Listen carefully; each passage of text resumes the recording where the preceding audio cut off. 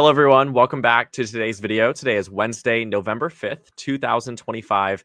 And today we are joined by none other than Governor Josh Shapiro from the great state, or Commonwealth, should I say, of Pennsylvania. Governor, thank you so much for joining us. Hey, it's great to be back with you, Ethan. Absolutely. Thank you. I know it's crazy. 4 years ago, we were talking about a very different set of circumstances, had a different president, and you were running for governor at the time. And, Mhm. we had an election last night, a lot of very fascinating results. I think no matter how you cut it, a very good night for the Democrats. But today I wanted to talk to you a bit about your neighboring state of New Jersey, talk to you about Pennsylvania, of course, and the Virginia results. So let's go ahead and get started. Let's do it. Awesome. So we'll start off by talking about the New Jersey governor's race. You were down over in New Jersey Mhm. campaigning with Mikey Sherrill, now governor-elect, which is very exciting for her, but also a result that I think a lot of Democrats were quite enthusiastic about, given the margin coming off the last presidential. What were you seeing on the ground out in New Jersey when you're out there? I saw a lot of enthusiasm for Governor-elect Cheryl. I also saw her totally focused on things that were going to make people's lives better. She talked about utility costs. She talked about important infrastructure projects in her state. She talked about making people's lives better, protecting their fundamental freedoms, like protecting a woman's right to choose is just one example. And I just saw how relentlessly focused she was on making people's lives better. She didn't get distracted with a lot of the national conversation. She didn't get distracted by what maybe her opponent was trying to get her to talk about. And I think at the end of the day, what you saw in New Jersey, by the way, what you saw in Pennsylvania, what you saw in Virginia, New York, elsewhere, is you saw a whole bunch of voters show up and embrace the candidates that were talking about making their lives better and reject the chaos that's coming from Donald Trump and making their lives worse. And so I think Mikey's win was a great example of that.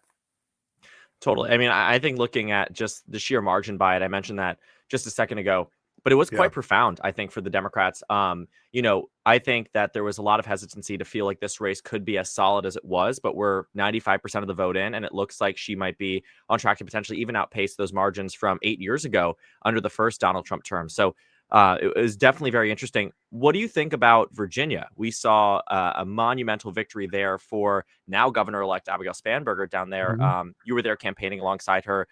Did it feel any different? Did it feel similar? What were some things and takeaways you got from that race as well? Yeah, I mean, look, obviously Virginia is different than Jersey, right? The terrain is different, but I thought in many ways that the kind of campaign Abigail Spanberger ran was very similar to what Mikey Sherrill did, what very similar to what I try and do every day. Just stay focused on the issues that are on people's minds, the issues that matter most, and how you're going to make their lives a little bit better. Look, I focus every day on three letters. That's our motto in my administration: GSD, get shit done. And that is the approach that Abigail Spanberger took in Virginia. She spoke specifically about how we were going to generate more energy, which would reduce costs. She talked about job creation. She talked specifically about the quality of education in communities across Virginia that maybe didn't have as much access to quality education in the past. And so, again, these are issues that were on people's minds. These were trusted voices. And of course, you juxtapose that in both cases with their opponents who embraced Donald Trump, embraced the chaos and extremism of Trump. And look, I think in Virginia, there was probably one additional issue at play, and that is just the sheer number of layoffs of federal workers that Donald Trump had, meaning the number of people he fired from the federal workforce. That really hits a state like Virginia even more directly, say, than a lot of other states. She and I were together in Norfolk, which has a large base of public servants, many of whom lost their jobs. And in that case, she spoke about how she was going to treat these people with dignity and respect and find work for them and make sure that they have an opportunity again in Virginia, despite the fact that Donald Trump took away their job and injected extremism and chaos in their lives. And I can't help but think about the government shutdown. We're hitting record pace today. I think officially the longest government shutdown in U.S. history. Yeah. I imagine that must have played a tremendous role in us to so many voters. I think many of them who might have even voted for the president in the last cycle that now voted for Abigail Spanberger among potentially, a number of other Democrats up and down the ballot. How much of a role do you think that played? Given Yeah. your time down there? Yeah, I think it played a large role. And look, Ethan, I'll tell you, I think it also played a large role here in Pennsylvania. I'll just give you one example. And I'm sure, by the way, you see examples like this playing out in Virginia, in New Jersey, and elsewhere. But yesterday I was going to a polling place in Philadelphia. And on my way to that polling place, there was a line that was stretched 2 to 3 blocks long and then bent around the corner and went further down that block. These were a whole bunch of folks who actually had their I voted stickers on already. And I noticed they were lined up, obviously not to vote, they had already voted, but they were lined up at a pop up food pantry. They were there with their kids, they were there with elderly parents, just there to try and get a box of food. Why? Because of Donald Trump and the Republican shutdown in Washington, D.C., 2 million Pennsylvanians don't have access to SNAP. And so they're turning to food pantries instead.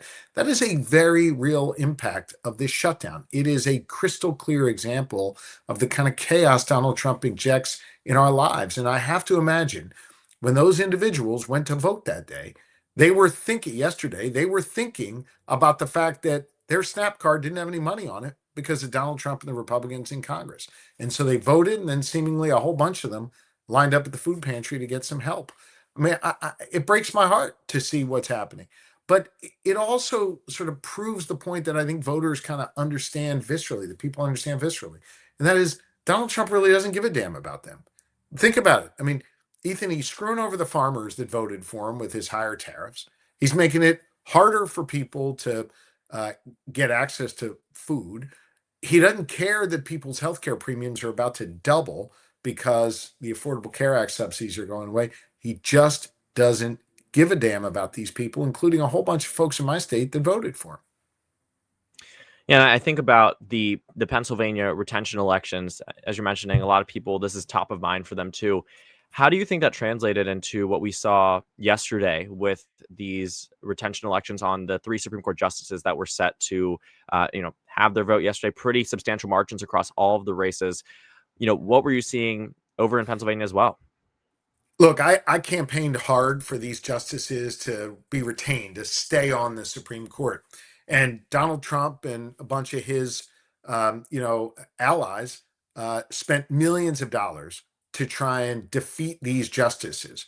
These justices have stood up for the rule of law. They've stood up for our freedoms, like defending a woman's right to choose. They've stood up for free and fair, safe and secure elections, the kind of stuff Donald Trump hates, by the way.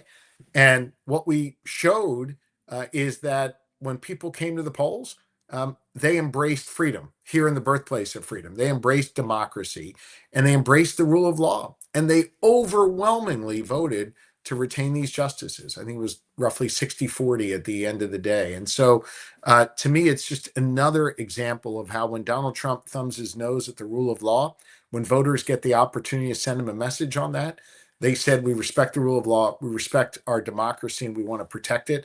And so we're keeping these three Supreme Court justices. I worked incredibly hard on this. So did Donald Trump, and we won.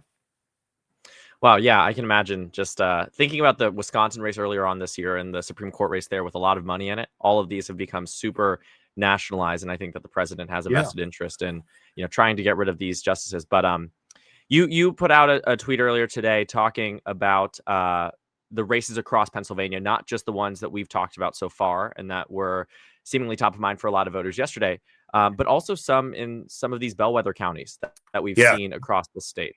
In specific, you called out Bucks County, which went to the president by literally a fraction of a percentage point. I mean, you're talking 0.1% in the last cycle.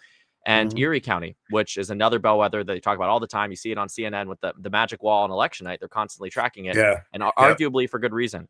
What did we see last night? What was some of the main takeaways? And what do you think about it? Well, look, I think everybody knows Pennsylvania is the biggest, toughest swing state in the entire country, right? And what you just highlighted, those counties, man, they're like the bellwether or the swingiest counties within the swingiest swing state. And so what we saw in Bucks County, what we saw in Erie County, what we saw in Luzerne County, by the way, in three different parts of our state, counties that voted for Donald Trump just 1 year ago, they came out and rejected Donald Trump's chaos and extremism, and they voted for Democrats for county executive, for judge, for district attorney, for sheriff, for county council, and a whole lot more. And they elected Democrats across the board to things like school board and township commissioner. And so I think what you saw was both the support of local candidates who had a plan to make your lives better and get stuff done for you, and folks being motivated to get out to the polls and reject the kind of chaos and extremism from Trump. And listen, I think what it also says is that we're ready for these midterms and people want to send a clear message, whether it's, reelecting me as governor of Pennsylvania, making sure that we make Hakeem Jeffries the Speaker of the House and give the Democrats a majority there so that we can stop Donald Trump's destructive legislative agenda from taking away more things like healthcare from people, and to be able to push back on his lawless approach to governing every day. And so I think folks are primed to be able to do that. I think you saw the beginning of that last night, and now we got to carry that forward. It feels very different. I mean, I wasn't super old when Donald Trump was first elected president. I was 13 years old, so aging myself a little bit on that front. But Yeah. Seeing those election results in the first term, a lot of them actually you're seeing now Democrats are outperforming where they were 8 years ago. And I think that Yeah. maybe coming into the second term, him having won the popular vote, winning every single swing state, it felt like there might not be that energy and that enthusiasm from the party to oppose him. But it seems like last night it was in full force. I mean, every single part of the country we saw it, including in Pennsylvania. And you mentioned the midterm elections. Do you think that last night is indicative that 2026 will be a good year for Democrats? What are your thoughts on the election? It's going to take place in less than a year now today. I look, it's always hard to predict the future, especially in politics. But what I will tell you is, it is an important lesson I would take from that is you got to listen to the people.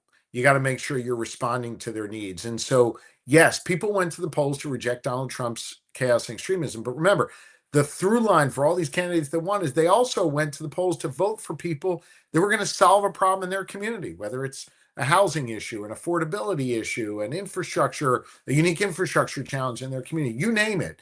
They went to vote affirmatively for people in their communities that could do good for them. They went to vote affirmatively for Supreme Court justices in my state who are going to protect our fundamental freedoms. And so I think what you're seeing there is both, yes, a rejection of Trump, but an affirmation of people who are going to try and make their lives better. And I think for all of us, what we need to do is carry that forward into the midterms, run great candidates who are going to make people's lives better, and also at the same time ensure that we put a stop to Trump's chaos and extremism, and make sure that that is no longer going to rule the day.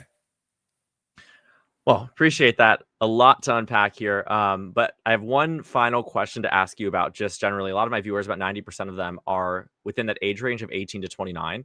And a Yeah. lot of them are very interested in getting involved in politics one day in whatever capacity. What advice would you give to someone watching this video who's interested in being involved politically? Care about something in your community and involve yourself in it. And that may be working on my campaign or someone else's campaign, maybe volunteering on an important initiative in your community. It may be something you're passionate about that might sort of be outside of an election cycle, but an issue you're trying to shed some light on or bring attention to. Be passionate about something, give a damn. And I think if you're a younger person, a younger voter, I think what you also saw, Ethan, yesterday is just a sheer number of younger voters showing up at the polls and making sure that they help swing an election. I think folks, who are in your age cohort, man, they're super important in our politics today. And you got to be engaged. Again, sometimes that means working directly on a campaign. Sometimes it means working on an issue that matters to you, whether it's climate change, combating gun violence, you name it. But we need you to be engaged. We need you to be involved. And so that's my message. Be involved. Don't be sort of apathetic, which again, we're not seeing. We're seeing young people more and more engaged, and get out there and make sure you have a voice, use it, and people will listen. Thank you for sharing that. Really appreciate it. And I really appreciate you coming on today. Some really, really great results to unpack. And I'm glad I got to share that with you. So really appreciate it. Thank you so much. Awesome. Great to be with you, Ethan. Stay well.